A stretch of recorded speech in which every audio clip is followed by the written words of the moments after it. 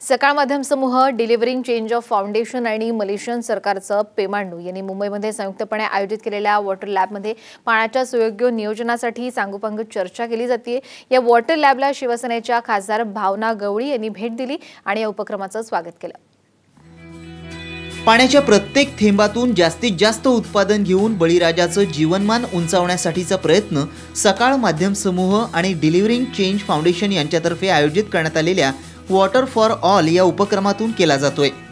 मुंबई विद्यापीठाच्या कलिना कॅम्पसमध्ये सुरू असलेल्या वॉटर लॅबला शिवसेना खासदार भावना गवळी यांनी भेट दिली। खासदार गवळी यांनी वॉटर लॅबमधील कृषी, घरगुती आणि औद्योगिक पाणीपुरवठा तसंच जलस्रोत आणि संधारण क्षेत्राच्या सदस्यांसोबत संवाद साधला। कृषी विषयातल्या पाण्याच्या प्रश्नावर सदस्यांशी चर्चा केली।